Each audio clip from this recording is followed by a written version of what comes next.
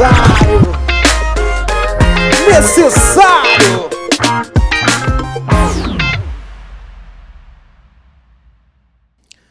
Salve, salve, rapaziada!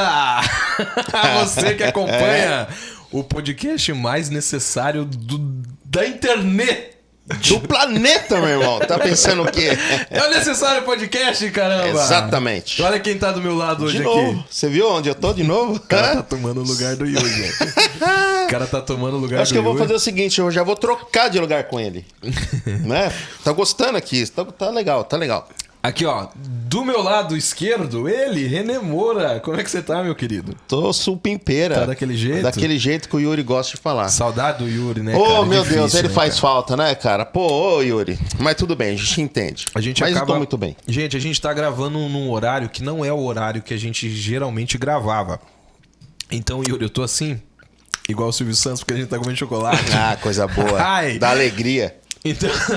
Então, assim, ó, a gente tá gravando num horário que não é o horário que a gente geralmente gravava. E o Yuri acaba tendo alguns contratempos nesse horário, mas ele vem prometendo, né? Hoje tava certo que ele ia vir e já não deu. Já não deu. Já é a segunda vez que ele faz isso, mas tudo no bem. próximo a gente, com certeza ele vai estar aqui, tá tudo bem com o Yuri, tá tudo certo. E assim, ó, hoje um episódio muito especial, que eu tô muito ansioso pra começar, mas antes eu preciso te dar aqueles recadinhos de praxe pra você entender que é necessário, né, Renê? O primeiro recadinho é aquele, meu filho, você que tá assistindo aqui, que tem tanta grana quanto o convidado de hoje. Você tem grana, você quer abençoar o programa, você quer ofertar. Tá passando o Pix agora pra você, fácil, meu querido. Fácil. Olha que fácil que é. Você digita aí esse CPF aí, coloca um valor, faz uma oferta pra gente, porque assim, ó, brincadeiras à parte, gente, oração é muito bom, Deus provê mesmo, Ele faz mesmo, mas tem coisa que é só na grana pra fazer. E a gente tem muita coisa pra fazer no estúdio, tem muita coisa pra acontecer. A gente ainda tem aquele plano de sair do gravado e ir pro ao vivo. Pra que isso aconteça, nós precisamos de mais equipamento. E isso só vai ser possível se você ofertar. Então assim, ó, deixe uma oferta de algum valor que Deus colocar no seu coração, que todo o valor que entrar aí nesse Pix que tá passando na sua tela, a gente vai destinar para as despesas de coisas aqui, né, Renê? Que a gente precisa. Então seria muito importante você ofertar. Até vou explicar o porquê que eu levantei agora. Por quê? Para verificar o equipamento, entendeu? Que não deveria, né? Não deveria. Se fosse ao vivo, né? não precisava. Mas tudo bem, nós vamos chegar lá. Fica tranquilo. Mas para isso eu preciso que você oferte, abençoado. Oferte. Fala assim, ó, hoje eu não vou comer um x-salada, eu vou ofertar. Né? É isso aí. E é isso, gente. Oferte porque vai dar bom. Tá passando o Pix aí. O segundo recado é pra você mesmo, que assiste os cortes aqui do Necessário, vê os nossos vídeos, compartilha e não se inscreve no canal, Renê. Dói sentar o dedo? O cara não se inscreve. Renê, nós já passamos de 100 mil seguidores no TikTok. Olha que maravilha. Por que no YouTube não tem 100 mil inscritos? Cadê esse povo? Onde tá? Será 90% dessa galera aí. Gente, você precisa se inscrever no canal, porque se você começar a se inscrever no canal, o YouTube vai entender que esse conteúdo é relevante e vai jogar mais pra cima. Quanto mais ir pra cima, mais gente é alcançada e vai ser bom pra todo mundo.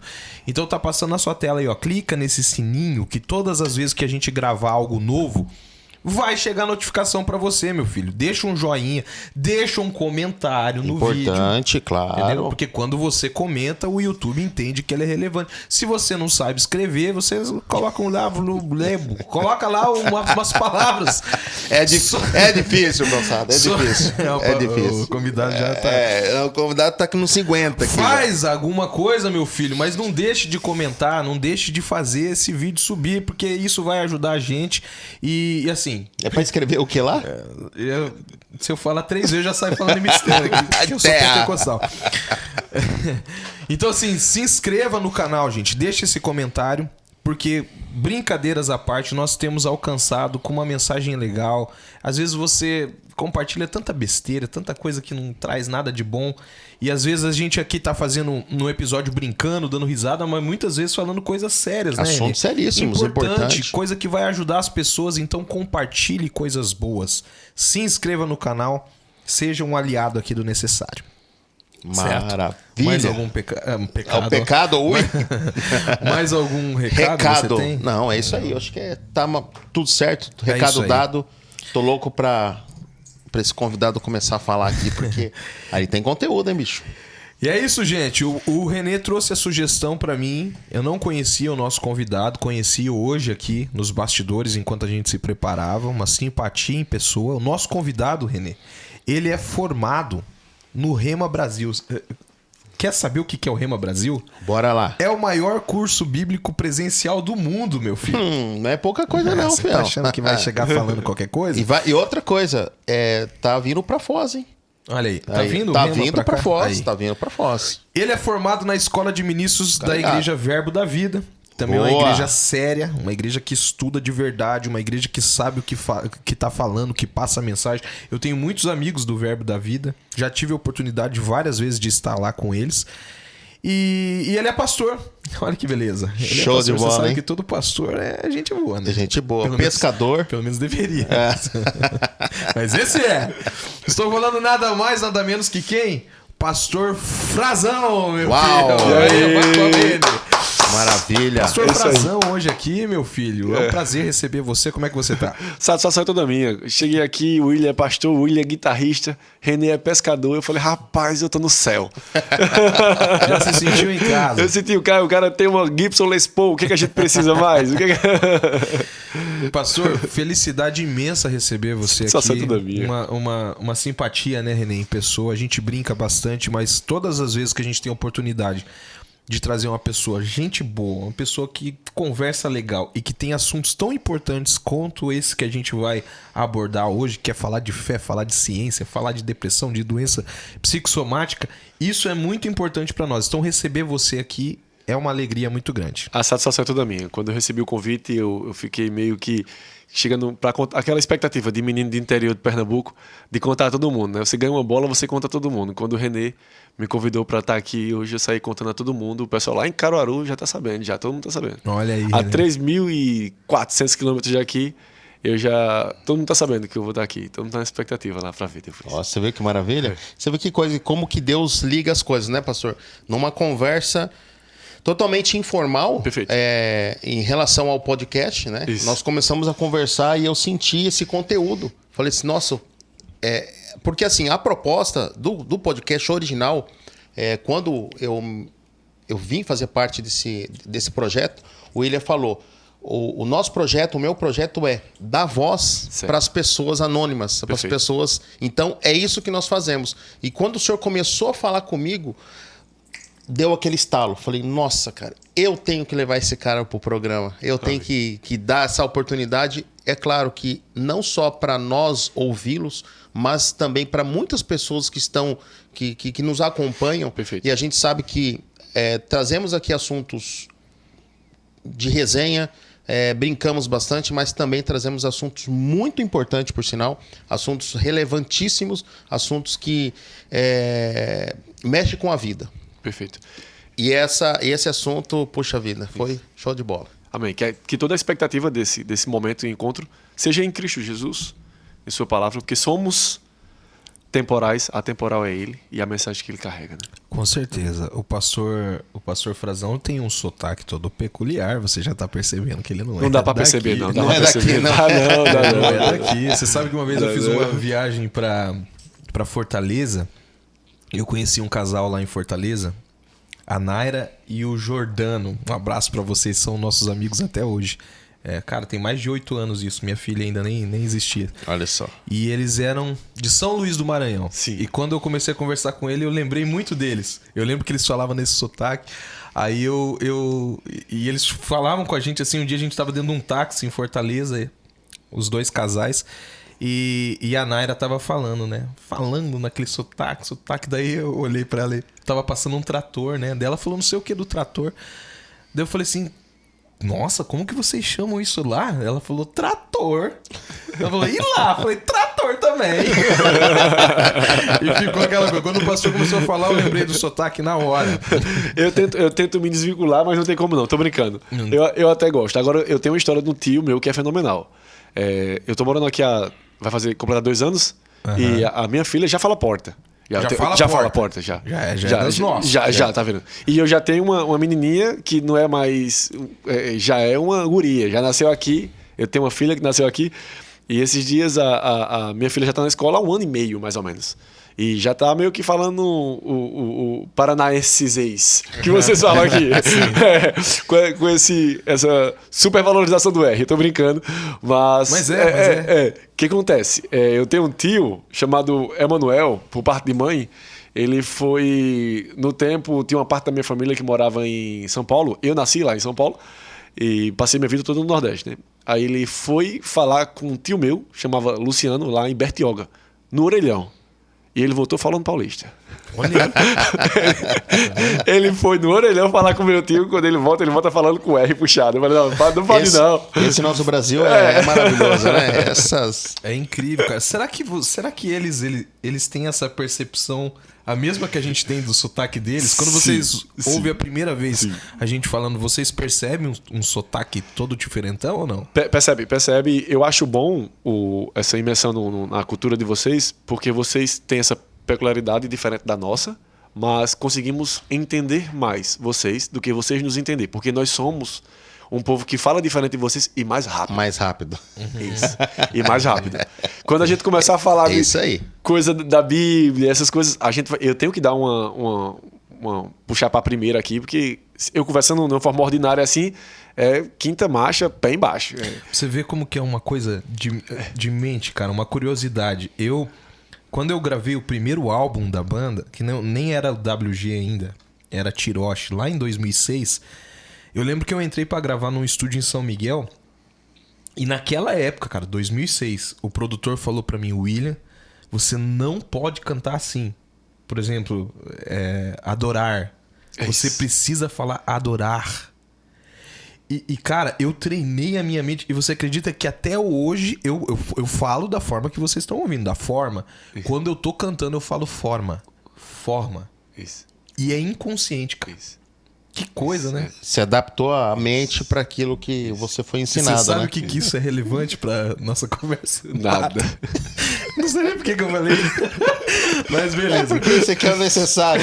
Tudo é necessário. Tudo é necessário. Exatamente. Pastorzão, eu ia te fazer essa pergunta, eu já vou pegar a carona pra perguntar da onde que você veio. Você já deu uma explanada aí, mas como que é isso? Da onde que você veio, onde você nasceu, como é que foi?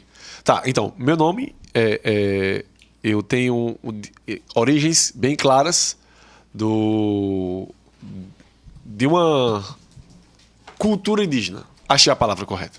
O meu avô era cacique da tribo lá em Pesqueira, Pernambuco. E aí o que acontece? O meu avô era cacique da tribo, casou com minha avó, que já era da cidade. Mas da cidade, meu pai já nasceu mais mestiço, levando em consideração a raiz indígena, né? E aí ele casou com minha mãe, que também é bem distante. E aí eu nasci. Mas o Frazão, Luiz, o nome do meu pai, né? Luiz Frazão Júnior, dessa origem indígena. E aí meu pai engravidou minha mãe, foram morar em São Paulo. Eu nasci em São Paulo.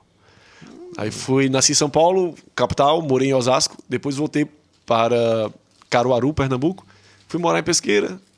Voltei para Caruaru e vim parar aqui. Mas cresci no Nordeste, cresci em Pernambuco, é o meu estado de coração. Eu amo demais Pernambuco e aquele povo. Aí, né? É lá da tua terra, lá o homem. Você nasceu em São Paulo? Você gosta de fazer isso, né, velho? Você tava comendo, né? Tá bom. Vai lá, fala Nasci aí, em São Paulo, cara. Sou paulistano. Torce pro São Paulo. Não, eu sou corintiano. Então pra quem tá perto da minha mão, cara? Não, porque o senhor é corintiano. Porque o senhor acabou de afirmar que o senhor virou corintiano, pô. Não, com certeza. A minha esposa é de Santo André, se eu não me engano. Santo André ela nasceu. Eu acho que é Santo André. É uma chinesa que nasceu em Santo André. A família veio da China. Mas assim, pastor, como é que foi pra você sair de lá, então? A sua história é lá, você nasceu lá, o seu sotaque é de lá. Sim. Ou seja, você passou muito tempo lá. Como que você veio parar aqui em Foz? Como que aconteceu isso? Então, para sintetizar a história, nós temos um dia no Verbo da Vida que nós oramos pela nação. Estávamos no dia 7 de setembro, bem focados nesse dia, orando pela nação. E eu cheguei em casa e fui orar um pouco mais, dessa vez não pela nação, mas por algumas coisas que Deus estava me direcionando. Estava num quarto que era o quarto que eu construí para colocar minha moto e tocar guitarra e estudar. Aí eu tava lá orando e Deus mandou eu me levantar e falar com um amigão meu que mora aqui em Foz do Iguaçu, né? Que era pastor também. E aí eu comecei a conversar com ele, dia 7 de setembro.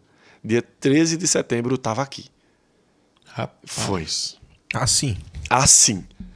Conversei com o meu pastor achou bom, eu falei, vou lá. Passei 15 dias aqui, no último dia, eu conversando com o pastor, tem uma história bem legal, eu conversando com o pastor 1 hora da manhã, e já fazia 15 dias que eu não via minha esposa, né? E minha esposa do outro lado, tá conversando com quem? Né? Comigo, 1 hora da manhã. E eu, calma, rapaz, tô conversando com o pastor. e eu conversando com o pastor, passando toda aquela retrospectiva do que aconteceu nos últimos 15 dias. E eu gosto de falar uma coisa, René, que no meu ponto de vista, aonde eu entendo sobre essas questões de honra, eu identifiquei 2 formas na qual Deus fala comigo, à luz da palavra. A primeira é Deus falando comigo. E a segunda é Deus falando comigo através dos meus líderes. Então, tudo que Deus estava falando comigo aqui, eu falava, Senhor, o Senhor está falando comigo, mas fala com o meu líder. Porque eu tenho autonomia de tomar decisões. Eu sou um cara de 22 anos, estou brincando. É 23. E eu estava lá, casado, 2 filhos, com a minha fábrica de sofá estabelecida na cidade. Já fazia 10 anos que eu tinha loja de sofá em Caruaru. E eu ia deixar tudo, né? Deixar tudo. E eu tinha paz nisso. Mas, se Deus não falasse com o meu pastor, eu não ia vir. E aí Deus falou com o pastor também. O pastor falou, rapaz, eu acho bom, vai. E aí, eu lembro da frase do meu pastor seguinte. Ele falou, cara, vem buscar tua mulher e volta.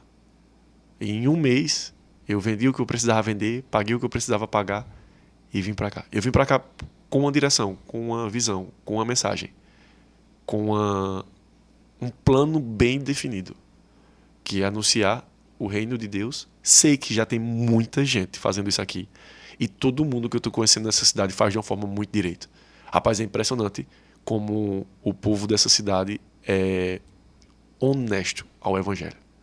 Assim, pelo menos as pessoas que eu estou conhecendo me dá muita satisfação em conhecer o povo que se chama pelo nome de Deus aqui nessa cidade.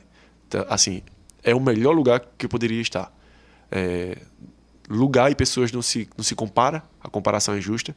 Eu amo a minha cidade, amo o povo daquela cidade, mas eu também amo essa cidade e também amo o povo dessa cidade. E eu vim aqui porque Deus mandou. Eu vim aqui porque Deus falou, levanta dessa oração, toma uma atitude, porque eu quero que isso aconteça. E a gente romantiza muitas das vezes o evangelho. Falei rápido, né? A gente muitas das vezes romantiza o evangelho, mas o evangelho não é nada mais nada menos do que você obedecer a seu pai. Então... Cara, é incrível ouvir o pastor falar assim, porque quem me conhece de perto sabe da minha história e o que a gente está vivendo no momento. E só quem conhece a voz de Deus sabe o que é quando Deus manda você fazer uma coisa e você tem que fazer. Isso. Só que qual que é o grande problema? O grande problema é que assim, ó, às vezes, muita gente, para não falar quase todas, o fato de Deus não ter falado para ela significa que Deus não falou para você. E isso é um problema. O pastor disse uma coisa muito importante sobre falar com a liderança. Eu me lembro que quando nós começamos a tomar alguns passos em relação ao que Deus estava direcionando para esse tempo, quando eu falo esse tempo é esse ano, depois eu vou estar conversando com o pastor, eu fiquei com muito medo, cara. Eu fiquei com medo das decisões. Eu falava, cara, mas como? Isso aqui não tá certo isso. E a primeira pessoa, uma das primeiras pessoas que eu procurei depois da família, que é a família, a banda e tal, foi o meu pastor.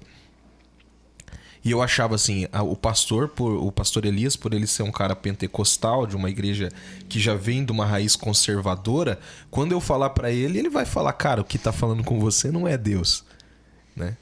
E quando ele chegou, a resposta dele foi cara, Deus tá falando contigo e você vai tomar muita porrada, mas eu tô contigo, cara. Eu sou um cara que oro com você, eu sou um cara que vai... Então, assim... Como é importante a gente conhecer a voz daquele que fala com a gente, né, cara? Porque se você tem uma vida com Deus, se você fala com Deus todo dia, se você tem uma história com Deus, é impossível Deus falar contigo e você não conhecer a voz, né, Enê? É verdade. E como é importante não só ouvir, mas obedecer. Isso. Acho que o segredo está em obedecer. Perfeito, Enê. Eu fiquei impressionado quando o senhor falou aqui para nós, que o senhor pede para que Deus fale com seus líderes, né? Isso. Fala com o seu pastor também. Isso. Eu acho que esse é mais desafiador pedir isso para Deus do que pedir para que Deus fale com a gente, né? Porque assim, quando vem a resposta, você entende que não fica segregado. Isso. Se a resposta for não e for não vindo da boca do seu pastor, sendo que Deus falou com ele, a gente fica, né? Porque Isso. teoricamente o não ele é encarado como uma forma negativa sobre as coisas que a gente, uma decisão ou decisões que a gente quer tomar. Mas é importante. E o senhor julga isso fundamental, isso para a vida de todas as pessoas? Isso. O fato da gente ouvir a voz do pastor, ouvir a opinião, enfim. Eu acredito o seguinte, que se uma pessoa tem um planejamento a longo prazo, na multidão de conselhos da sabedoria. Agora, se você tem um planejamento na sua vida a curto prazo e você pouco se importa com o seu futuro, eu acredito que você pode seguir as suas direções sem consultar ninguém. Mas se você quer ter um plano de carreira bem estabelecido, abra para que pessoas que tenham mais experiência do que você, mais capacidade do que você. E eu vou abrir um parênteses aqui. Muitas das vezes a gente coloca um líder em um lugar onde ele é obrigado a ser perfeito para poder te dar conselhos. Qual seria o técnico de futebol que já foi jogador de futebol profissional que poderia chegar para um jogador de futebol para ensinar ele a bater pênalti? Nenhum. Sabe por quê? Porque todos os técnicos de futebol que já jogaram futebol já perderam pênaltis. Porque não é sobre ele. É sobre o lugar que ele está. A Bíblia fala que existe uma unção sobre a vida de um pastor, sobre a vida de um conselheiro, sobre a vida de um pai. Por que está bagunçado o mundo?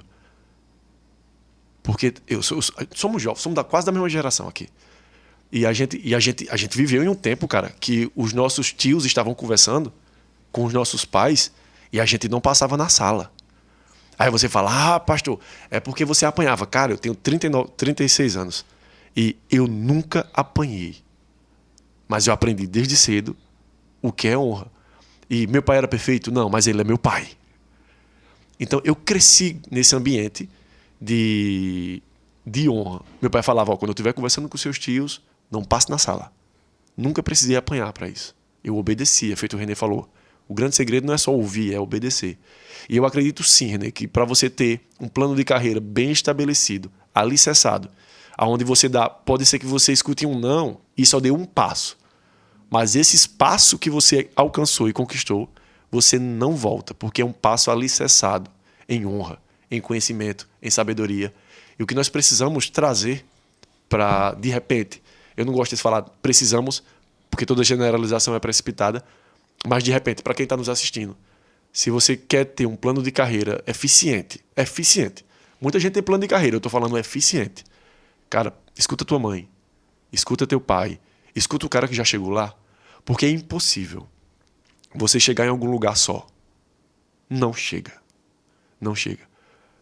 Tem uma banda bem famosa, que acho que é Disco Praise, quando eles cantam uma música que eles regravaram da banda Voz da Verdade.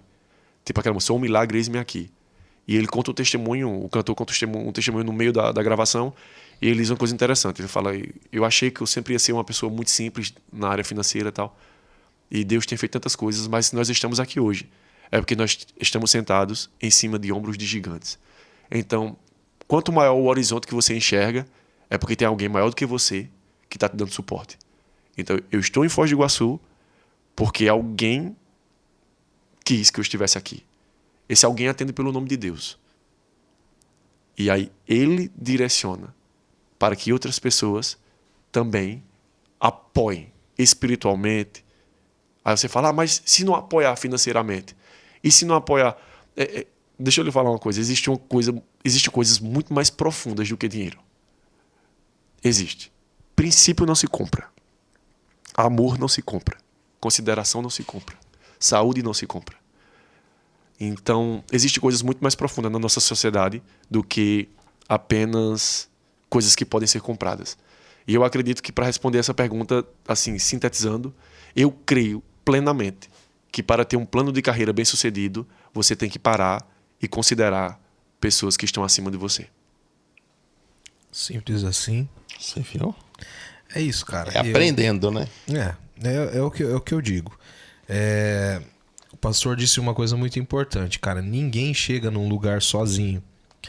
E ninguém que está numa posição que você vê e julga como legal ou como deprimente, chegou lá sozinho. Sempre tem alguém que está direcionando o que está fazendo. A questão maior é essa que a gente está debatendo aqui. É você identificar quando Deus está falando algo. Isso. E você ter predisposição de falar, cara, eu vou fazer isso aqui porque Deus está falando para eu fazer isso aqui. E o interessante, o pastor William, é que quando a gente, pastor Frazão, quando nós conseguimos identificar a voz de Deus, isso nos traz uma segurança e uma garantia acerca da atitude ou daquilo que nós temos que fazer, que assim, chega até a ser assustador. Eu tive uma experiência que eu comentei, né, sobre uma pescaria que eu tive, eu estava inclusive com o pastor Elias, quando eu ouvi Deus falando comigo acerca de algo que eu tinha perdido no lago há quase 1 ano atrás, e Deus falou comigo audivelmente para que eu voltasse lá de onde eu estava, que ele iria me entregar, que eu iria encontrar o que eu tinha perdido, né? Então, assim, foi algo tão... Eu tinha tanta certeza que era Deus falando comigo, porque eu estava numa conectividade naquele momento, embora eu estivesse pescando, mas eu estava o tempo todo assim, orando e falando com Deus, que eu tive tanta certeza que eu fui. E aí eu falei para o meu pastor o que eu iria fazer. Quando eu disse para ele que Deus tinha falado comigo, ele, em nenhum momento ele duvidou. Isso. E aí, aquilo que Deus falou comigo, aquilo que Deus me mostrou, porque antes de acontecer, Deus me mostrou como seria inclusive a minha reação. Eu cheguei lá, quando eu encontrei aquilo que eu tinha perdido, cara, foi fantástico. Eu acredito que essa dinâmica de Deus falar com o homem, cara, ela acontece ao longo da vida do homem para que o homem identifique quando é ele que tá falando. Enquanto o pastor falava, eu lembrei de uma situação. Uma vez a gente foi tocar com a banda num outro estado aí, e a gente tinha que custear a nossa ida para lá. E enfim, a gente foi fazer alguns eventos lá e eu fui sem grana, cara. Não tinha grana. Eu mal tinha grana pra ir e pagar o hotel. Mas o que eu ia comer lá, eu não tinha. Os meninos da banda tinham e tal, mas eu não tinha. E eu me lembro que um dia a gente estava indo para um dos eventos que a gente ia tocar e a gente pegou um Uber. E quando eu olhei no chão, pra trás, lá atrás, onde eu tava sentado atrás do Uber, eu olhei no chão, tinha uma nota de R$100 no chão do Uber. E na hora, cara, uma voz no meu interior falou, cara, isso aqui é provisão de Deus pra você. Tá aí. Só que de contrapartida, quando eu peguei o dinheiro, uma outra voz falou, não, isso aí não é seu. Isso não é seu. Cara, eu precisava, cara. Imagine. Eu tinha que comer. Era uma grana que eu ia poder comer muito ali durante aquela semana. Não, isso não é seu. Aí eu peguei... Assim, cara, imediatamente eu identifiquei qual que era a voz de Deus. E eu falei assim pro cara do Uber. Falei, ó, tem uma grana aqui no chão, essa grana não é tua? Nem era dele, cara. Ele falou assim, hã? Como? Ele olhou pra trás e falou, eu acho que é. E eu falei, então tá aqui. Não é meu. E entreguei pra ele a grana. E fui, cara. Toquei no lugar, não ganhamos oferta, não ganhamos nada. Voltei pro hotel. Tinha um pastor que tinha ido lá ver a gente tocar, que tava em outro quarto. E ele ia embora, o voo dele ia sair naquela madrugada. E, cara, beleza. Eu fiquei com meu coração em paz. Eu entendi que Deus falou comigo e tal. Quando eram umas horas da madrugada, antes do cara ir embora, começa a bater na porta do meu quarto. Daí eu abri, era esse pastor. Aí ele falou assim pra mim, cara, eu tô indo embora, mano, mas eu ia perder o voo se eu não conseguisse falar com você. Por quê? Que Deus mandou eu vir aqui, pegou, colocou a mão no bolso e me tirou, tipo, o triplo do que tava no carro e falou assim, porque Deus mandou te entregar isso aqui, ó. Você não tem grana pra ficar aqui, ó. Deus me incomodou pra te dar esse dinheiro aqui, ó. Uau, eu peguei a grana. Então, cara, existe, assim, uma importância muito grande em você que me assiste, você conseguir entender e identificar quando Deus fala com você, mano. Porque às vezes Deus vai falar coisas confortáveis, às vezes Deus vai falar coisas que é fácil de fazer. Mas às vezes Deus vai falar coisa que é, cara, e daí? Daí você vai conversar com 2, 3 pessoas, essas 3 pessoas não conhecem a voz, vai falar qualquer coisa, e daí? Como é que fica, né, pastor? Isso. Eu acredito que a gente consegue definir qual a voz nós devemos seguir. O que acontece? Jesus deixou bem claro, João 10:10. Eu vim para que vocês tenham vida e a tenham em abundância. O diabo veio, senão para roubar, matar e destruir. E aí você fala, pastor, uma voz manda eu fazer isso, uma voz manda botar os 100 no bolso, outra voz manda eu... De repente, a voz que manda eu colocar os 100 reais no bolso deve estar falando, esse dinheiro nem desse cara é. Mas não é sobre o motorista, é sobre você. É sobre eu. Isso. Deus quer alcançar o William. E ali naquele momento, e aí você pode ficar na dúvida, qual voz eu vou seguir? A voz que traz vida e a traz em abundância é a que você segue. A voz que em algum contexto vai matar, roubar e destruir, essa não vem de Deus, você descarta. Então, a autoanálise, melhor dizendo, é imediata. Você tem um princípio. Dele você não foge. Eu costumo falar que o maior evangelista e ganhador de almas que pisou nessa terra, atento pelo nome de Jesus Cristo.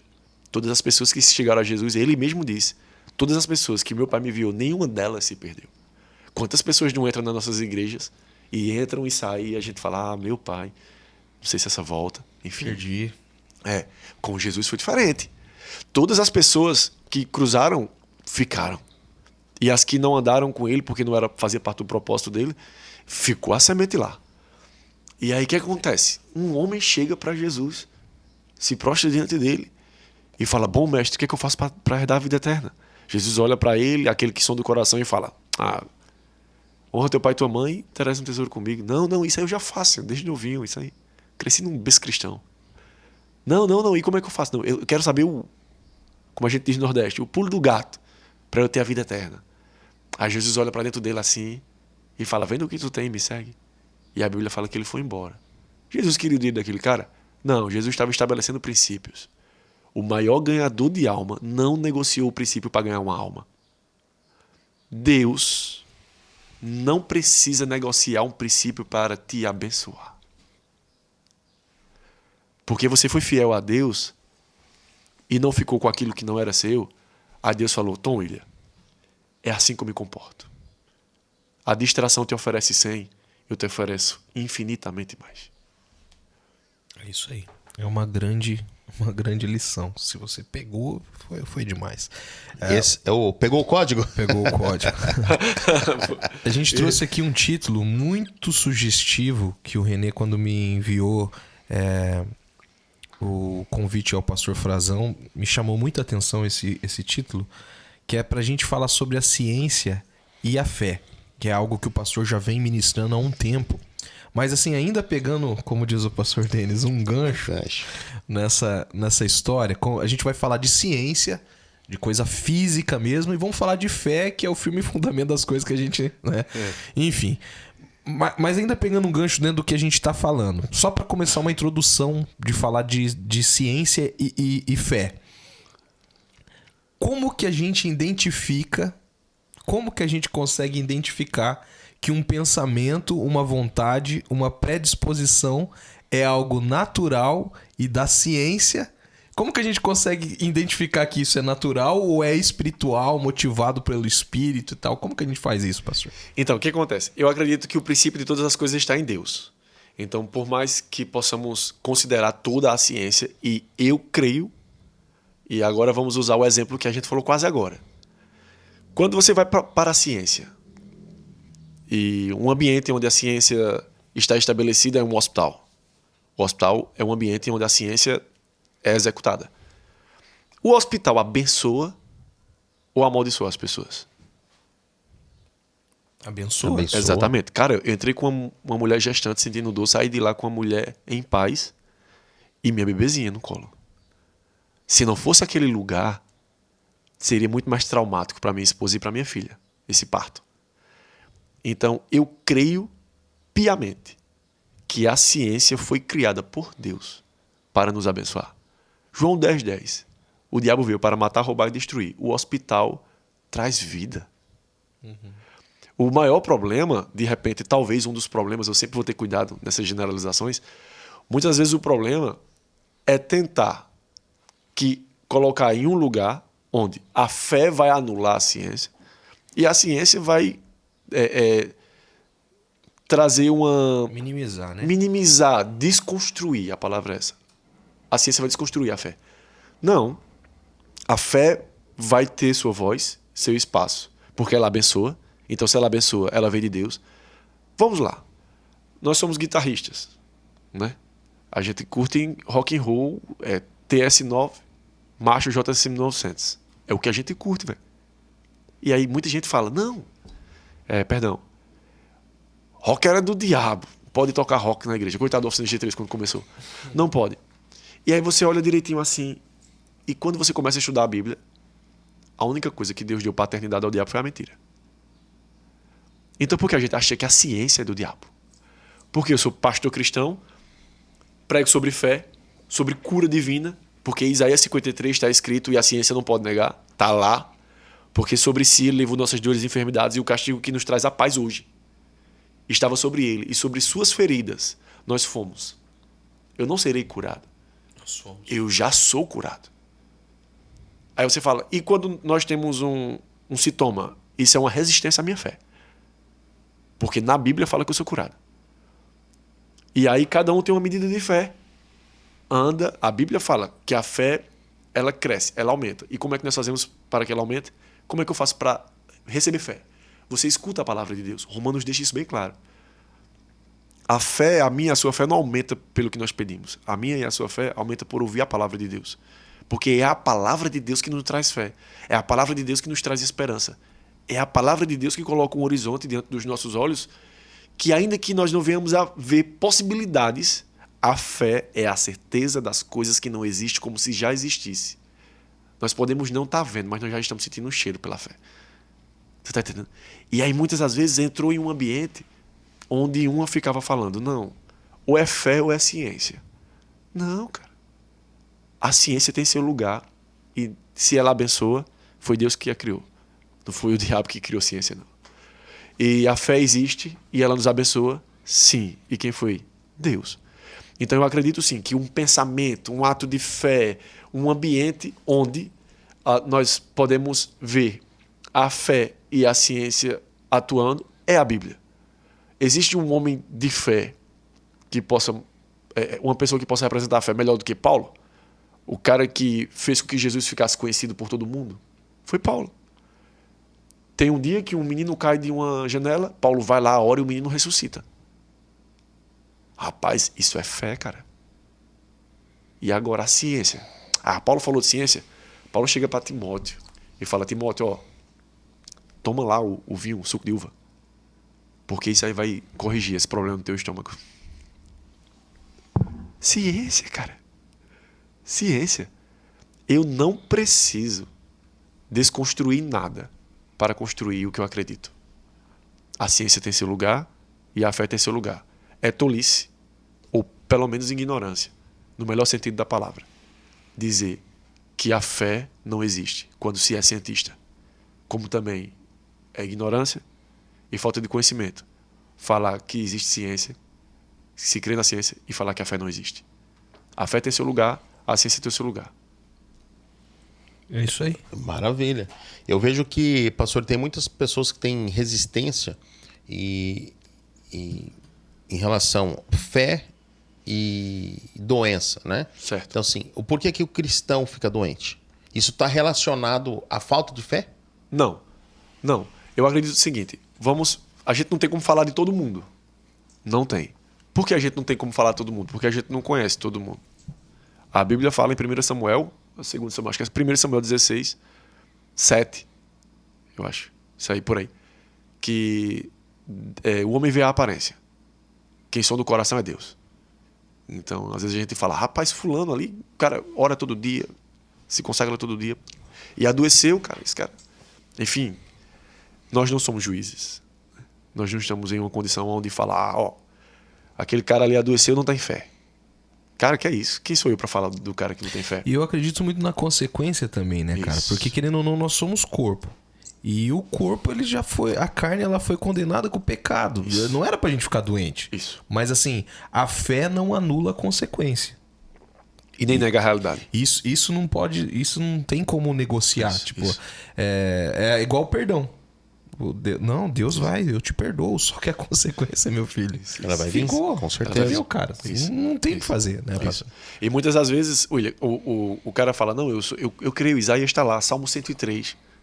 É ele que perdoa nossos pecados e cura o nosso corpo. Uau! Tá na Bíblia, velho. E por que às vezes a gente adoece? Vamos lá.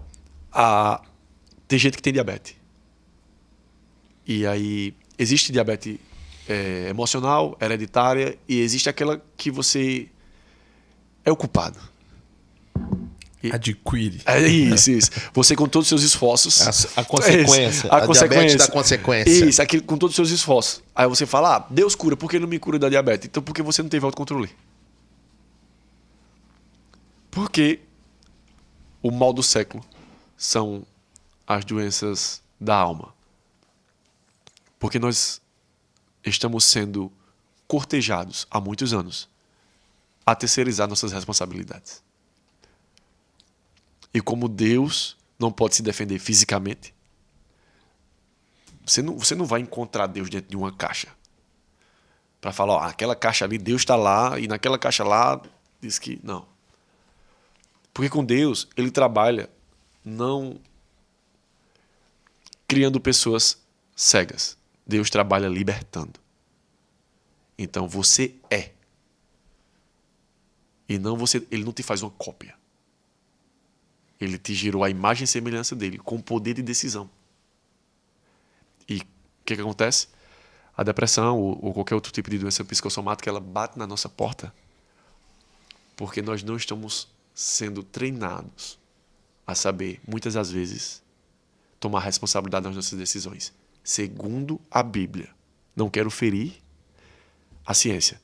Segundo a Bíblia, a depressão tem um motivo que a responsabilidade, muitas das vezes, é nossa. Aí você fala, pastor, então eu decido ter depressão? Não, a depressão bate na nossa porta. Como a dificuldade bate na nossa porta. Como a falta de emprego bate na nossa porta. Como uma resistência familiar bate na nossa porta. Agora, pela luz da palavra, você tem a autonomia dada por Deus para abrir a porta ou não. Você não é um passageiro no mundo. Aí o que acontece? Essa colonização que foi gerada para que as pessoas não tomem decisões. Não tomem decisões. Terceirizar decisões. Terceirizar. Colocar a culpa em Deus, colocar a culpa no pai, colocar a culpa na mãe, colocar a culpa no sistema, colocar a culpa na faculdade, na escola, no presidente, no governo, no estado. Coloca a culpa em todo mundo. Coloca a culpa em todo mundo. Mas, de repente, a responsabilidade é nossa. Somos nós que falamos, essa enfermidade bateu na minha porta. E quem vai abrir vai ser a fé. Acredite, um cara que tem fé, ele tem uma probabilidade maior de sair da depressão.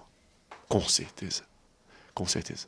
A ciência vai fazer seu papel, ela vai ter o seu lugar, mas um cara que tem fé, que todo dia acorda de manhã depressivo e fala assim, eu estou assim, mas eu não sou assim. Ele sai. Vamos ler a Bíblia? Vamos lá. Vamos lá. Bora lá. Filipenses, capítulo 4, versículo 4. Alegre-se sempre no Senhor. Quem é que está falando isso? Paulo. Sabe onde é que Paulo estava? Preso. Por quê? Quando Paulo escreve o livro de Filipenses, ele está preso lá em Atos, capítulo 16, quando ele estava entrando e ele foi aprisionado junto com Silas, porque ele libertou uma mulher que estava fazendo que tinha um espírito de adivinho. A Bíblia fala que ele foi amarrado, chicoteado. Paulo está preso. E ele começa praticamente o capítulo falando assim: alegre-se sempre no Senhor. Direi novamente, alegre-se.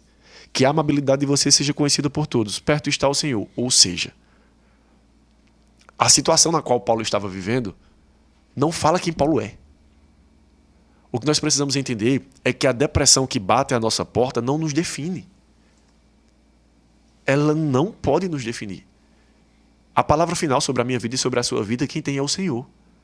passar por um momento em uma situação, ainda que seja um momento curto ou longo, ele não te define. O que te define é a Bíblia. Nós somos o que a Bíblia diz que nós somos. Nós temos o que a Bíblia diz que nós temos e nós podemos o que a Bíblia diz que nós podemos. É o que a Bíblia diz que nos define.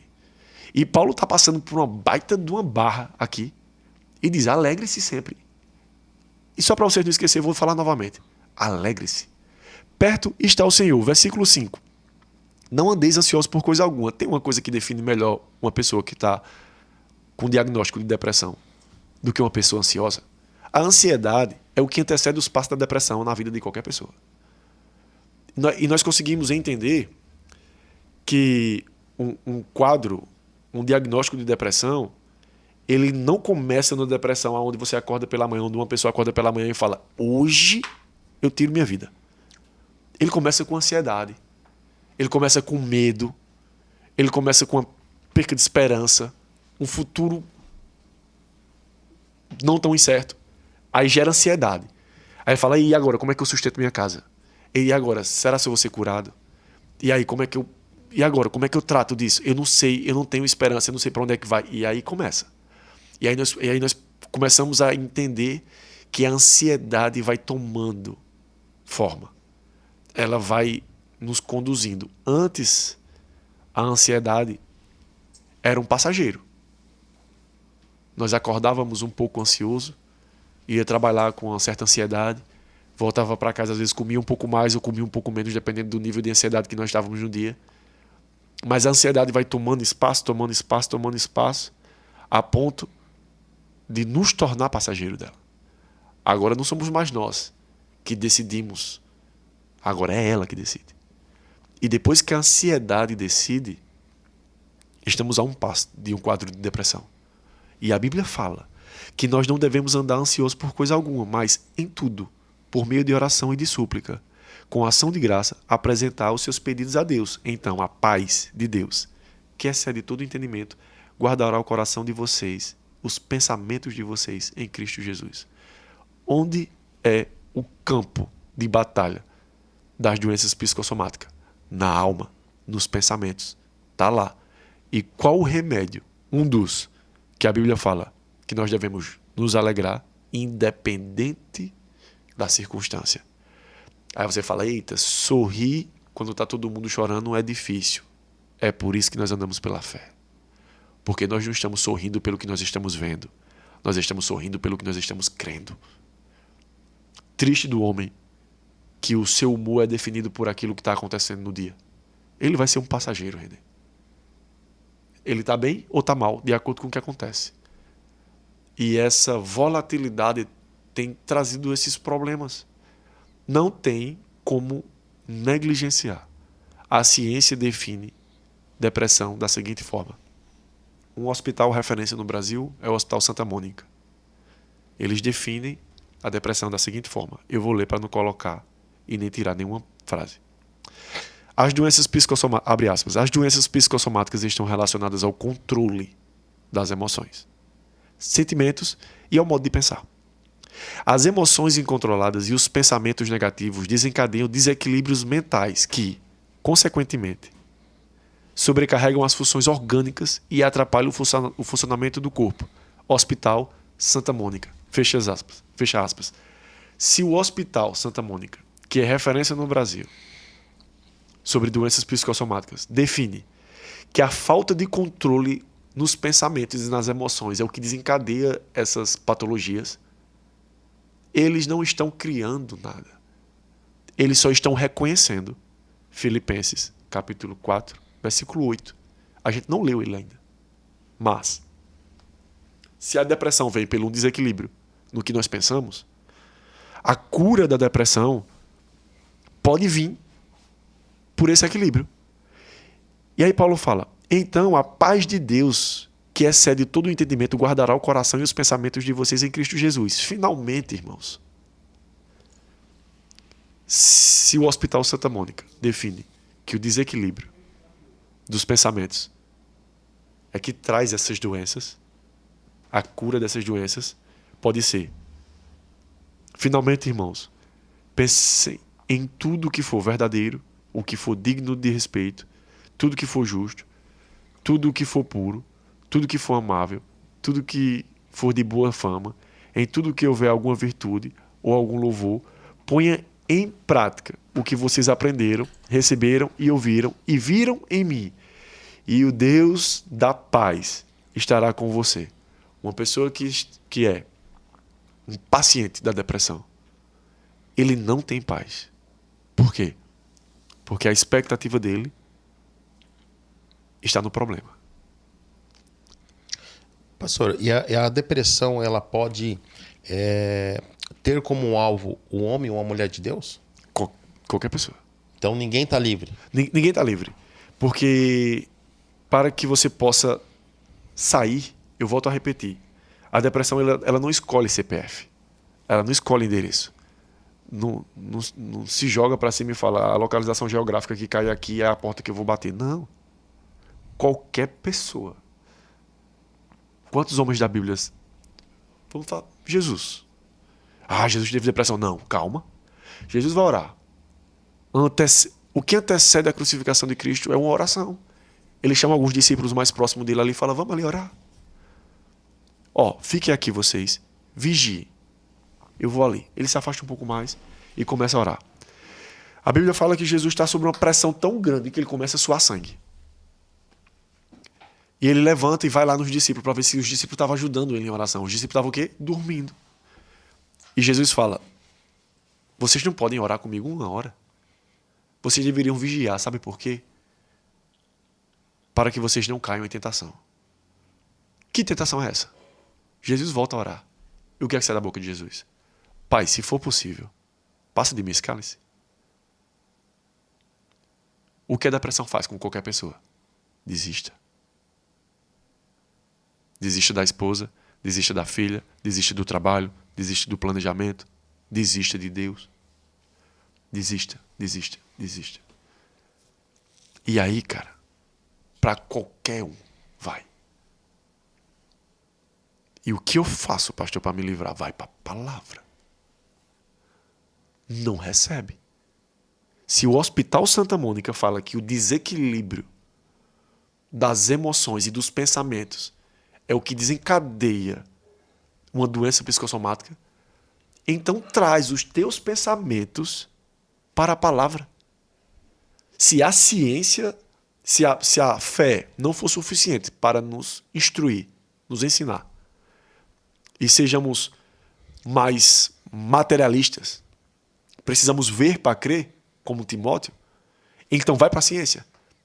Porque os eletrodos que colocaram lá na cabeça das pessoas que tinham um quadro definido de depressão, diz que é um desequilíbrio nas emoções. É supervalorizar o negativo, a perca, a falta. Se você colocar no dicionário, cara. Se você colocar no dicionário, coloca lá depressão, estado de desencorajamento, de perda de interesse que sobrevém, por exemplo, depois de percas, fracasso, estresse físico, psíquico, mental, individual. Tudo está relacionado a perca, perca, perca, perca. Quem rouba? Quem mata? Quem destrói? E aí o desequilíbrio está onde? Esse copo está em uma condição de fracasso, de perca, de desânimo. O copo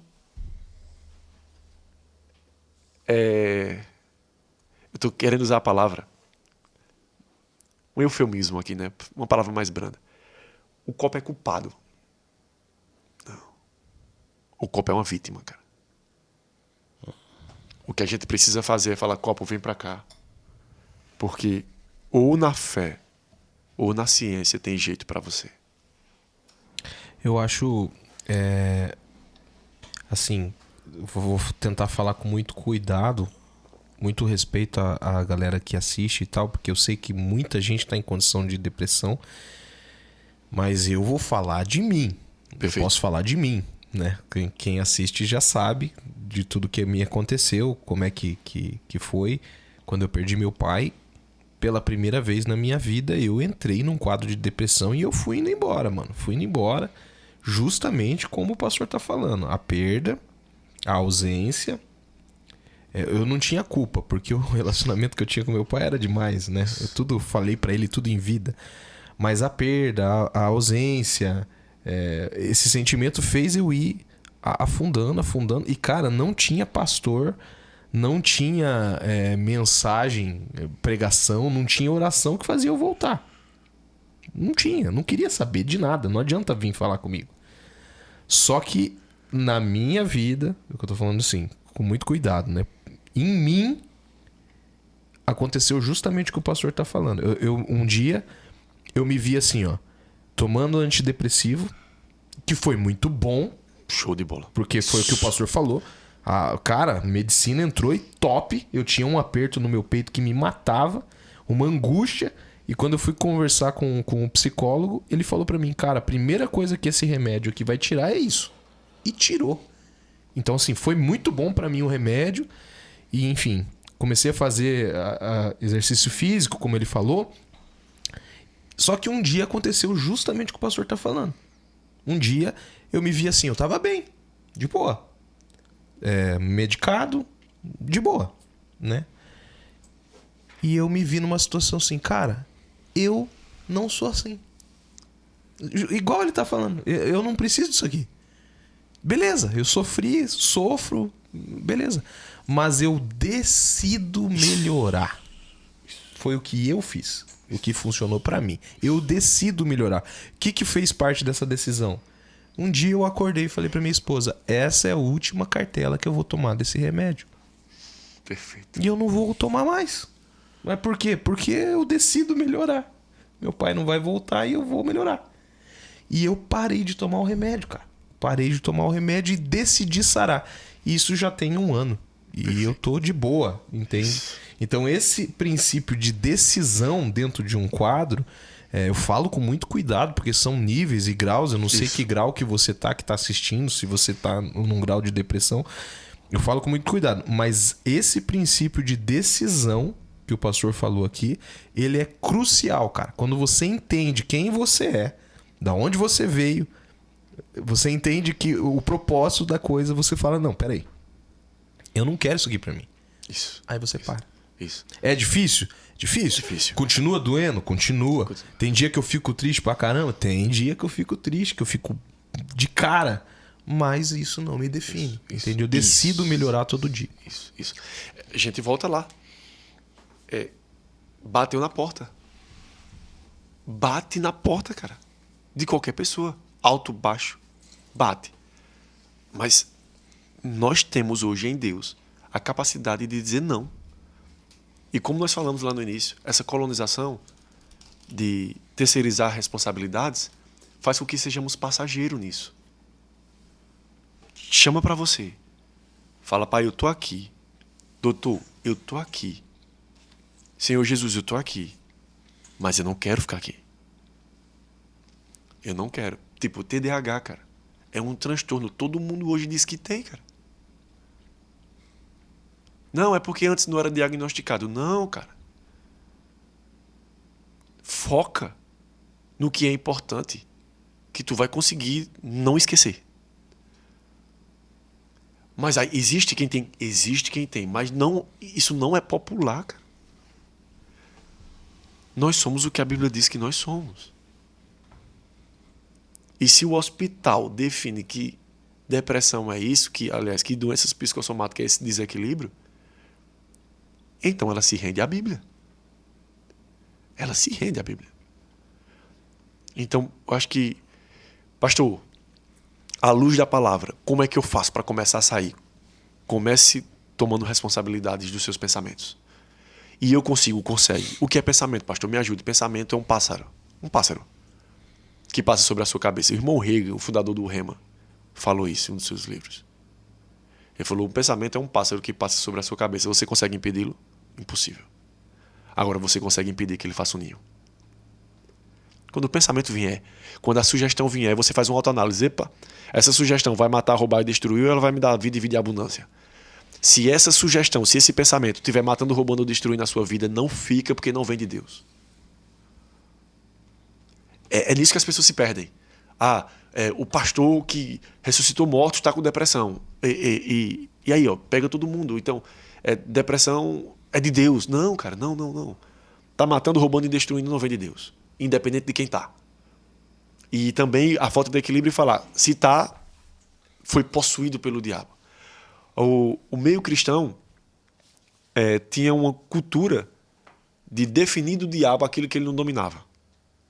Não, se é uma área que eu não domino, é do diabo. Do diabo. Isso. Não, que é isso, cara? Que é isso? Que é isso? Não existe base bíblica para isso. A plenitude da nossa vida está em Cristo. Quando nós conhecemos a verdade, ela nos liberta. O princípio da sabedoria é o temor ao Senhor. Ignorância não tem nada a ver com o cristianismo. Não tem nada a ver. Então, se a ciência define doenças psicossomáticas dessa forma, e a Bíblia também, nós temos a cura. E onde é que está a cura? Começa com a decisão. Tudo parte de um princípio de decisão. E aí aquela colonização que foi feita, onde nós terceirizamos para Deus, para Pai, governo, nossas decisões, agora tem que ser resetada. E falar, eu tenho o controle da minha vida, porque ela foi dada por Deus, e eu decido sair disso. E aí a ciência vai poder te ajudar, e Deus vai poder te ajudar. Você acha que Deus faz acepção de pessoas? Não, de forma nenhuma. Quantos discípulos Jesus andou na terra? 12. Teve um que se perdeu. Mas os mais conhecidos são Pedro, Tiago e João. De Pedro, Tiago e João só um andou sobre as águas. Mas todos ouviram a voz de Jesus no dia. É um fantasma, vamos morrer, todo mundo agora vai morrer. Aí Jesus, não, calma, rapaz, sou eu, vocês não me conhecem não, estou aqui. Então por que só um andou sobre as águas? Porque só um falou, eu quero ir. A decisão. A decisão, cara. Fundamental, né? A decisão. E a decisão, dentro desse contexto, a decisão pode ser tão mais profunda que nós podemos chegar ao seguinte. Você pode chegar e falar, eu estou com Deus na tempestade. E você também pode falar, eu estou com Deus sobre o mar. Porque os discípulos que ficaram no barco estavam com Jesus na tempestade. Mas tinha um cara que falou, eu vou sair disso aqui e vou andar sobre essa dificuldade. Que seja você que está nos assistindo hoje, essa pessoa que vai sair desse barco, que vai sair dessa situação, que vai falar, Senhor, eu vou para ti. Que vai falar, Senhor, eu vou para o hospital. Eu vou me render ao tratamento que a minha família quer. Mas eu vou me render a um ambiente de oração. Eu vou me render à leitura da palavra. Se o hospital define que o desequilíbrio nas minhas emoções é o que me colocou nesse estado, e a palavra me decide, e a palavra define que os pensamentos que eu vou ter é o que me tira dessa situação, eu decido a vida. Eu decido minha esposa, eu decido meu marido, eu decido meus filhos, eu decido meu trabalho, eu decido meus pais. É uma decisão sua. Porque eu creio na ciência e eu também creio em Deus. Que se você decidir, a fé é uma coisa que não se coloca dentro de um quarto. Eu tenho fé ao falar isso e você pode ter fé ao ouvir, independente da distância. Você pode, em Deus, sair desse quadro de uma forma rápida, que você vai dizer, doutor, só podia ter sido um milagre. E a ciência vai te abençoar, e a fé vai te abençoar, e Deus vai te abençoar. Agora você precisa sair do barco. Pastor, eu tava lendo uma matéria, até tentei pegar ela aqui pra dar a referência, enfim, mas não rolou. Então eu vou fazer uma pergunta superficial. Eu tava lendo uma matéria esses dias e eu até dei uma reforçada quando eu soube que o pastor ia vir aqui. Essa matéria dizia que na última década nós tivemos um aumento muito preocupante de pelo menos mais de 65% no aumento de suicídios entre pastores, cara, entre gente que... Quando eu falo pastor, a gente vai fazer um parênteses aqui. Um pastor que se preze, o cara estudou para ser pastor, o cara conhece a palavra, o cara sabe, o cara tem um relacionamento, cara, né? E houve um aumento muito significativo, mais de 60%. É muita coisa na última década, né? Eu sei que é talvez muita prepotência a gente querer apontar, talvez não, esse é o motivo. Mas assim, dentro da experiência daquilo que o pastor estuda, das doenças psicossomáticas, o que a gente poderia pontuar talvez como um agravante para ter esse aumento tão significativo em pessoas que supostamente conhecem o Evangelho e conhecem o Deus do Evangelho? Sim. Isolamento. O que a depressão faz com o doutor, com o advogado, ela faz com o jogador de futebol, faz com o pastor. O que aumentou esse número alarmante para os pastores é que os pastores são só.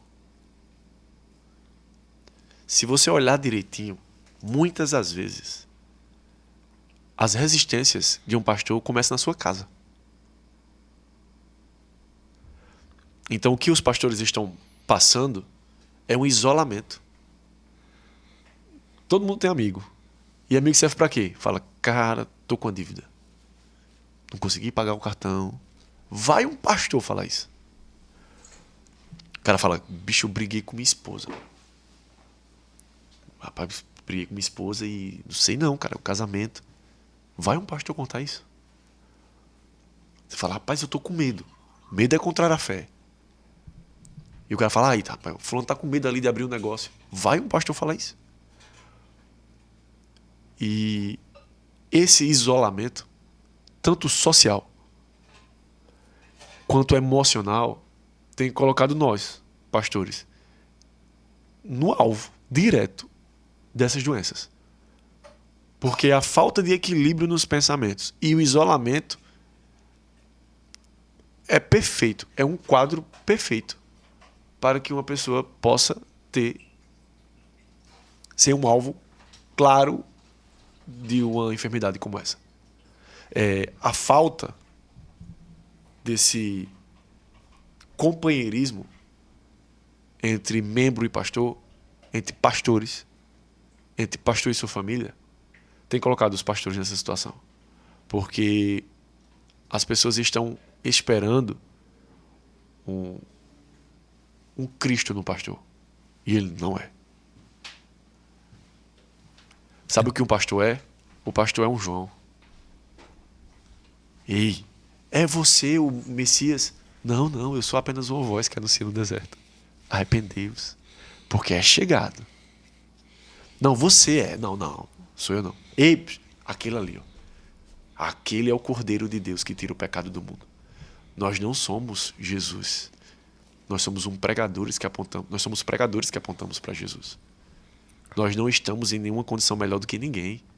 Pelo contrário, a Bíblia fala que aquele que dá exemplo vai vir uma cobrança maior. Ministro é servo, cara. É garçom. É uma palavra bonita. Para quem serve. Um pastor é um ministro, ele está ali para servir as pessoas. E Jesus deu o passo a passo do que é um servo. Pedro falou, não vou deixar o senhor me lavar, não. Aí Jesus falou, então você não tem parte comigo, você não entendeu o que é o evangelho. Aí Pedro fala, então me lava por inteiro. Porque pastor foi levantado para servir as pessoas e não para ser servido. Aí você fala, então os pastores que são servidos, que estão sendo abençoados, servidos, assistidos pelas pessoas, é antibíblico. Não, isso é honra. Uma coisa não anula a outra. Nós abençoamos o nosso pai não só enquanto o nosso pai coloca a comida na nossa casa. Quando nós saímos de casa e casamos e agora somos nós que fazemos a feira, nosso pai continua sendo pai. Porque nós não honramos as pessoas pelo que elas podem nos oferecer, nós honramos as pessoas pelo que elas são. E muitas das vezes os pastores, eles estão só. Rapaz, eu vou lhe dizer uma coisa. Triste do pastor que não tem amigo. Porque você escuta problema de todo mundo. E se um dia você falar, o meu pneu furou, também, pastor, um pneu velho desse. Pra você ver, cara, o que o pastor tá falando me lembrou, biblicamente falando agora, né? Elias, quando ele ficou com medo de Jezabel. Perfeito.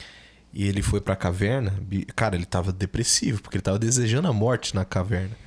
A Bíblia fala que a primeira coisa que ele fez a caminho da caverna foi deixar o servo dele e ele se isolou. Se cara. isola. Ele tinha um cara que andava com ele e a primeira coisa que ele fez antes de se refugiar na caverna e querer morrer foi abandonar o servo. Então, assim, cara, se isolar é uma coisa terrível. Porque você não tem a quem recorrer. Isso. E o que acontece? Qual foi o passo? Vamos usar Elias como exemplo. Qual foi o passo para Elias sair disso? A Bíblia fala que ele está lá. Alguém aparece e fala: ei, rapaz, tá maluco? Acorda aí, mano. Tem muita guitarra para afinar ainda. Não tem ninguém. Tem muita coisa mais. para fazer. Não, tem muita coisa para fazer. Ó, tá aqui o pão, tá aqui a água. Come, porque a viagem é longa. Deus levantou Elias ou foi Elias que se levantou? É a decisão. Deus deu a condição. Agora, ele precisou se levantar. Deus nos dá a condição. Agora somos nós que decidimos. E pronto, acabou. Sobre esse gráfico, né, de pastores que tiveram e tiveram problema com suicídio, especificamente, que é o fim de um quadro clínico de depressão. Eu vejo assim que as pessoas, pastor, enxergam o ser humano, o homem ou a mulher, como pastores, como seres sobrenaturais. E assim, na sua condição como pastor, qual que é a sua visão? O que o senhor teria para falar hoje para as pessoas que têm essa visão do homem e da mulher como pastor? Não sei se ficou claro a minha... Porque assim, isso está condicionado também as pessoas entenderem que são ser humano. Enfim, eu gostaria que o senhor falasse um pouquinho. Sim. A melhor forma para você desmistificar isso é andando com eles. Anda comigo para tu ver. É só tu andar comigo. Chega você fala, um pastor é quase um semideus. Pergunta à mulher dele se ele é. Gente, o evangelho é leve. Imagina, tem pastor que nem pro Corinthians torce. Pelo menos presa no você. Brincadeira com os corintianos. Eu amo vocês. Brincadeirinha, tô brincando. Não, aqui tem 2 corintianos. Você tá perdoado. Deixa eu te falar uma coisa. Cara, anda com a gente que tu vai ver um monte de limitação que a gente tem. Triste do pastor que se coloca em um lugar intocável. Não tem, cara. Não tem. Nós somos João Batistas, homens simples. Os intocáveis, o senhor acredita que as pessoas, esses pastores ou pessoas que têm esse comportamento está mais suscetível a ser ou ser acometido de uma depressão? Eu acredito que é a pessoa que se isola, assim. A pessoa que se isola. Isso. A pessoa que se isola tá mais. E a pessoa que não tem controle das suas emoções. Aí você fala, e aí, como é que eu consigo diagnosticar uma pessoa ou se eu estou caminhando para isso? Você já ouviu falar no crente Arca de Noé? Que quando ele abre a boca, ninguém sabe qual o bicho que vai sair. O cara que não tem controle. O cara que não tem filtro. O cara que o que vem vai. Ele é suscetível a isso. Porque se o cara não consegue controlar a boca, ele vai controlar um pensamento, cara. Então, o controle é o controle. Sabe o que ele está fazendo? A colonização, eu vou ficar com isso. A colonização nos tira do controle. Deus nos coloca. Se você me obedecer e seguir nos meus caminhos, então eu te retribuirei, te abençoarei, serei contigo. Abraão, sai do meio da tua parentela para uma terra que eu vou te mostrar. Serás pai de muitas nações, eu te abençoarei. Agora, Abraão, por favor, sê tu uma bênção. Qual foi o lugar que as pessoas leram que o nosso comportamento, que a nossa forma de agir, ficaria aquém? Por isso que a depressão bate na porta e nos deixa passageiro. Por quê? Porque agora a gente fala, e agora? Quem é que resolve pra mim? É você que resolve. É você que decide. Eu cheguei aqui, mas eu vou sair, pronto. Eu não sei como eu cheguei. Eu sei que o trauma foi grande, a perca foi grande, a frustração foi grande, mas eu sei como eu vou sair. Existe cura, a ciência diz que tem. E a Bíblia também. Para quem é da fé, existe cura, a Bíblia diz que tem. E a ciência também tem. Então, a cura é clara. É só questão de decisão. A pessoa que se isola, ela corre um grande risco. Um grande risco. E pode ser uma brincadeira isso. Ou não. Mas a pessoa que se isola, ela corre o risco de ficar só. É complicado. Provérbios capítulo 18, versículo 1.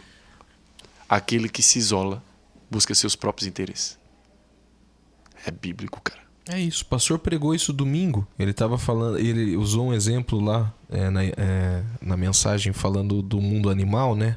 Se você reparar uma leoa, porque quem caça é a leoa, não é o leão, viu, meu filho? Se reparar numa leoa caçando, pode ter 1000 gnu. E ela nunca vai entrar no meio dos gnu, cara. Ela vai pegar o que tá mais... O isolado. Aquele que tá correndo por fora meio sozinho. É ali, cara. É impressionante, né? Pastor, dentro desse assunto ainda, agora falando da ciência e da fé, como que o pastor enxerga essa mistificação gospel que a galera faz? Eu vou tentar explicar mais ou menos pro povo. É assim, ó. Não vou generalizar também, né? A gente tem que cuidar para não falar que é todo mundo, mas a grande maioria das pessoas, elas têm o costume de espiritualizar coisas que não são espirituais. Isso. E isso é um grande problema, sabe? Por quê? Porque a pessoa que espiritualiza, por exemplo, você foi lá e pegou uma gripe forte. Não, é o Satanás que colocou essa gripe. Mas caramba, você saiu lá no frio de 3 graus... Você tá em pecado. De regata e foi tomar um chocolate quente lá no meio do sereno. Isso. E a culpa é do Satanás, entende? Isso. Então, assim, tem muita gente que costuma espiritualizar coisas que não são espirituais, que são naturais. Isso. E também tem aquela coisa ao contrário, da pessoa querer naturalizar coisas que são espirituais. Isso. Como que o pastor enxerga esse tipo de coisa? O pastor vê que isso tem acontecido muito no nosso meio? Isso acontece com muita frequência. E não só no nosso meio, acho que na sociedade. E eu acredito, William, que vai muito da ausência de responsabilidade. Eu tô com gripe. Por quê? Porque foi o diabo que colocou essa gripe em mim. Mas quando Deus falou com Elias lá, que ele precisava andar 40 dias lá, que ele foi andar, Deus mandou ele comer. Cara, se alimenta direito, que a tua imunidade vai ficar melhor. E aí tu não pega gripe. E aí ele fala, não, peguei uma gripe como você usou, foi o diabo que colocou essa gripe em mim. O diabo tá tentando... É o diabo, tá me acusando. É o diabo que tá tentando levantar uma resistência. Mas você tá dormindo, você tá se alimentando, tá aprendendo exercício físico, tá fazendo tudo direitinho? Tá, então certamente a sua imunidade vai estar melhor. E aí... nós tiramos essa responsabilidade do diabo e colocamos ela sobre nós. A transferência de responsabilidade seria... Isso é lá do início, tá? Lá do início. A culpa é a transferência de culpa e responsabilidade. Quem que comeu isso aqui? Isso. Não, foi a mulher. Isso. A mulher, o que você... Não, a cobra. É transferência. É transferência. E se você olhar direitinho, Adão colocou a culpa em Deus. Ele colocou a culpa em Deus. Foi a mulher que tu me deste. Sim. É como eu comesse... Cara, os caras me deram um Kit Kat, velho. Os caras é imoral. Os caras estavam agradados, pegaram pesado. Amanhã eu tô aqui de novo. E aí eu comer isso aqui e adoecer e falar, o Kit Kat que tu me deu aí. Cara, pra você ver como que é uma parada que a gente tem que cuidar e que tá impregnado, né? Eu acho que eu já disse isso uma vez aqui. Nós que somos pais, nós 3 aqui temos filhos, você já deve ter reparado isso. Ninguém ensina a criança a transferir responsabilidade, mas ela nasce com isso. Quebrou um copo, foi o urso. Isso. Você já parou pra pensar nisso? Cara, é uma coisa que tá no DNA do ser humano, essa transferência de culpa, de responsabilidade. E aí a gente vê aquela conversa extraordinária que Jesus teve com Nicodemos. 2 mestres, 2 homens inteligentíssimos, dominadores da ciência. E Nicodemos fala, e aí Jesus, como é que eu faço para herdar a vida eterna. Aí Jesus fala, ei, Nicodemos, vai ter que nascer de novo, hein? Aí, posso eu entrar no ventre da minha mãe? Não, Nicodemos. Deixa eu te falar. O cristianismo, você não coloca a responsabilidade sobre outras pessoas, é sobre você. O cristianismo não é uma lista de coisas que você deixa de fazer. O cristianismo agora é uma lista de coisas que você é. E agora, Nicodemos, deixa eu te falar uma coisa. Tem que nascer de novo. Por quê? Porque o primeiro nascimento vai ter que ter perdão. Vai ter que ter arrependimento. Vai ter que... Nicodemos, tem que nascer de novo. Porque aquela criança que nasce, que se levanta. Feito meu filho, tem um filho do meio. E às vezes Valentina chega reclamando. Pai. O Lorenzo tá fazendo isso. Lorenzo, na hora, diz. Mas a Valentina fez isso. Tem que nascer de novo. E nascer de novo é o seguinte. Pai, eu reconheço os meus pecados. Eu confesso que eu sou pecador. Essa é a oração de nascer de novo. Perdoa as minhas falhas. Escreve o meu nome no livro da vida. A gente precisa nascer de novo. A gente precisa reconhecer os nossos atos e falar, foi até hoje. Acabou. É daqui para lá. E aí acaba. Acaba com esse negócio de falar, não, tudo é demônio ou anjo. Ou tudo é físico. É natural. É científico. Não. É sobre você. É sobre você. E esse lance que a gente está falando de naturalizar, ele acaba sendo um grande problema pelo fato do seguinte, vê se vocês concordam comigo, porque assim, cara, a ciência, como o pastor já citou, foi Deus que fez e deixou pra gente. E eu antes de vir pra cá, eu falava com Deus hoje, antes da gente gravar com o pastor Frazão, e Deus falava isso comigo. Deus me disse claramente isso hoje, enquanto eu me arrumava para vir para cá. Falava, William, coisas naturais eu não faço, porque coisas naturais é para você fazer, nego. É você que faz. Isso. Deus nunca vai intervir em uma coisa que o homem pode fazer. O que eu quero dizer com isso? Cara, se você tá com uma dor de cabeça e tem um remédio para dor de cabeça, por que você não toma? Isso. Vai lá, ora, beleza, Deus, se for um problema crônico, enfim, mas aquilo que é natural, faça aquilo que está na tua mão, faça. Deus não trabalha. Porque se ele trabalhasse, Renê, com coisas naturais, ele não seria Deus. Isso. Ele seria um camarada, um cara que trampa com coisa natural. Isso. Verdade. É verdade, cara. É verdade. É engraçado, parece óbvio, mas é verdade. Deus trabalha com coisas sobrenaturais porque ele é sobrenatural. Isso. Então, assim, cara, não transfira a responsabilidade, você que está me assistindo, para Deus, de coisas que é pra você fazer. Isso. Tem gente que acha que Deus é igual um mordomo lá do Riquinho. Lembra daquele filme do Riquinho? Sim. Que ele ficava, não, eu quero um copo d'água. Daí vem o mordomo. Cara, vai você buscar o copo d'água. Isso. Coisa natural é pra você fazer. Isso. Você se liga, hein? Beleza. Exatamente. Onde que a gente tava? Olha só que o nosso comportamento e a nossa conduta não pode ser negligenciada. Tiago. Cara, tem que ir no banheiro de novo. Fica voltando. Tiago, no capítulo 2. Meus irmãos, considere motivo de grande alegria o fato de passar por diversas provações. E aí as pessoas entram em um quadro de depressão por quê? Porque estão sendo provadas. Estão sendo provadas. Mas o que a Bíblia fala? Se alegra. E você sabe, pastor, só um parênteses. Sim, dentro desse assunto. Eu vejo assim que as pessoas, você vê como que as grandes testemunhos impactam vidas. Sim. Quando são contados, as pessoas que ouvem, que assistem, ficam impactadas pelo aquele testemunho. E encaixa exatamente nesse texto que o senhor acabou de ler.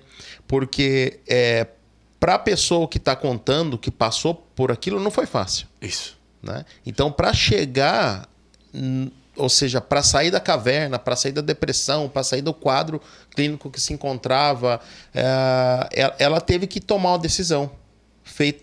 Né? As decisões foram tomadas a partir do momento que a pessoa entendeu, falou, não, isso depende de mim. Eu preciso.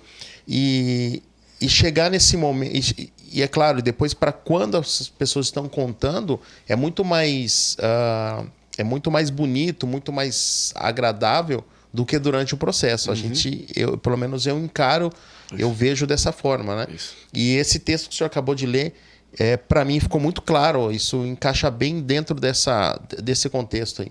Perfeito. E eu tenho um amigão, o Marcos, o toca sax comigo lá na nossa igreja. Ele diz que tudo que é ruim de passar é bom de contar. Boa. Gostei. Tudo que é ruim de passar, um dia vai ser bom de contar. E olha só, o versículo fala que nós devemos se alegrar quando passar por muitas provações. Assim vocês saberão que a prova da sua fé produz perseverança. No entanto, a perseverança deve ter uma ação completa, a fim de que vocês sejam perfeitos, íntegros, sem lhe faltar coisa alguma. Se algum de vocês tem falta de sabedoria, tome uma atitude e peça ela a Deus, que a todos dá generosamente, sem desprezar ninguém, e lhe será concedida. Peça, porém, com fé, sem duvidar, pois aquele que duvida é semelhante à onda do mar, levada e agitada pelos ventos. Portanto, não pense tal homem que receberá coisa alguma do Senhor, uma vez que tem mente dividida e é instável em tudo que faz. Ou seja, a bênção de Deus, a mão de Deus, fica impedida para uma pessoa volátil. Gente, nós precisamos entender que a nossa parte tem que ser feita. Nós somos mais do que vencedores. Em Cristo Jesus, é verdade? É. A parte de Jesus ele fez, então faça a sua. A salvação vem por obras? Não. Ela vem pela fé. Olha o que a Bíblia fala aqui. A salvação vem pela fé em Cristo Jesus. E a gente fala, então já era já. A salvação vem pela fé e não por obras, para que ninguém se glorie, não é isso? Exatamente. Perfeito. Pois, pela graça, vocês são salvos por meio da fé. E isto não vem de vocês, é dom de Deus. Perfeito? Perfeito. Então não preciso fazer nada para ser salvo. Isso é de quem? Fé em Jesus. E é um dom. O que é dom? Presente. Você faz alguma coisa para receber presente? Não, você só recebe. Presente não tem preço. Você só recebe. Então você recebe a fé, você recebe a salvação pela graça por Cristo Jesus. E isso foi um presente de Deus para você. Mas o capítulo não acaba no versículo 8. Tem o 9. E o 9 fala: não por obras, para que ninguém se glorie. Acabou aí? Não, tem o 10. Porque fomos feitos por Deus, criados em Cristo Jesus, para boas obras, as quais Deus preparou previamente para que andássemos nelas. Jesus nos salva pela graça, dom de Deus. E Deus nos criou para andarmos em boas obras. Se a mão de Deus, em Tiago, capítulo 1, versículo 8, fica encolhida para aquele que é dividido de pensamento e não é uma pessoa confiável, nós precisamos entender que o nosso comportamento e a nossa decisão de fazer o certo, de se levantar, de agir, de entregar os R$100, de sair desse quadro, está o passo de uma decisão. É uma decisão. Pastor, tem cura para a depressão? Tem cura. Onde ela está? Na sua decisão. Porque o resto ele faz. É isso. É muito forte, hein? Fortíssimo. Você pegou. Só queria fazer uma correção, pastor. Sério, Sim, por favor. não é Tiago, é Tiago, tá? Que aqui é para. Sim, tá certo. Qual o nome? Aqui é Tiago. Tiago. Tiago. Eu preciso aprender aqui. Falar Tiago. Pastor, a gente tá chegando no fim do programa, infelizmente. Mas o pastor, cara, eu tenho certeza que ele vai ser uma pessoa que vai voltar aqui umas 2, Amém. 3 vezes. Amém. Será uma honra. Pra gente falar de vários outros temas, porque eu tenho certeza que a galera que acompanha o Necessário tá tão feliz quanto eu, cara. Porque que nível de papo bom, hein, cara? Bom, inteligente, bem colocado. E pra gente encerrar, pastor, eu queria que você, em breves palavras, olhasse naquela câmera ali, ó. Essa que o Renê tá mexendo aqui, ó. Essa aqui, bonitona mesmo. e você desse em breves palavras, aquela palavra de saideira que você dá pra galera que tá nos assistindo, que Deus colocar no teu coração. Certo. É agora, 3, 2, 1, foi. Foi. A palavra mais importante que eu queria que você lembrasse está em Mateus capítulo 10, versículo 28. Não tenha medo dos que matam o corpo, mas não podem matar a alma. Antes, tenha medo daquele que pode destruir tanto a alma quanto o corpo no inferno. Mateus capítulo 10, versículo 28. Eu quero falar uma coisa para você. E o versículo deixa bem claro que nós devemos ter cuidado com os nossos pensamentos. Porque os nossos pensamentos podem atacar o nosso corpo diretamente depois de já ter prejudicado demais os nossos pensamentos. E que as minhas palavras sejam esquecidas, mas as palavras de Deus não. Se você assistiu até aqui, eu tenho certeza que a palavra de Deus te alcançou. Nós não estamos, de forma nenhuma, generalizando qualquer tipo de assunto, colocando em um lugar abaixo ou supervalorizando. Nós só estamos decidindo crer. E se você quer, essa é uma decisão pessoal, personalizada. Se você quer sair, fecha teu olho, que a gente vai fazer uma oração. Pai, nós te rendemos graça pela tua palavra, Senhor. As nossas palavras não estão estabelecidas em livros temporais. Tudo aquilo que nós falamos hoje está escrito na tua palavra. E eu creio, Senhor, na tua palavra. E a tua palavra fala que se eu ou qualquer pessoa tomar uma decisão de crer em ti, nós teremos o auxílio necessário para sair dessa enfermidade.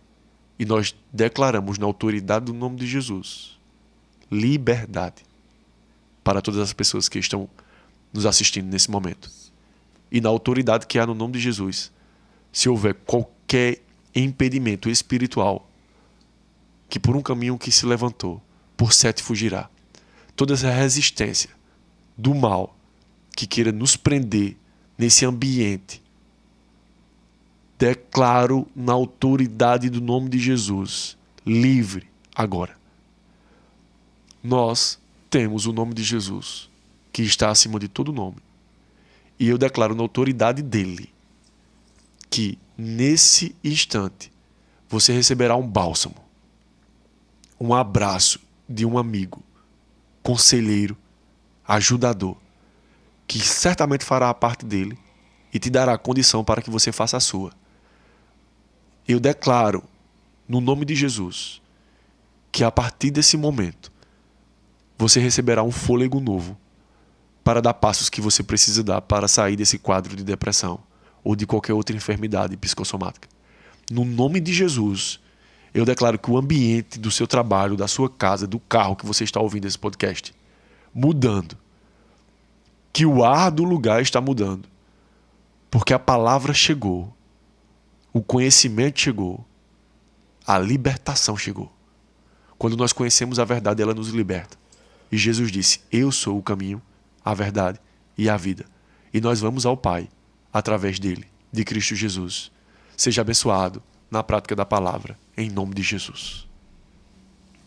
Amém. Amém. Amém. Pastor, foi um enorme prazer receber você Satisfação aqui. é minha. Tenho certeza que parece que a gente já se conhece há tanto tempo que vai ser uma amizade que vai continuar Em nome de Jesus. e você vai poder voltar pra cá, né, Renê? Com certeza, eu vou cobrar a royalties da amizade, hein?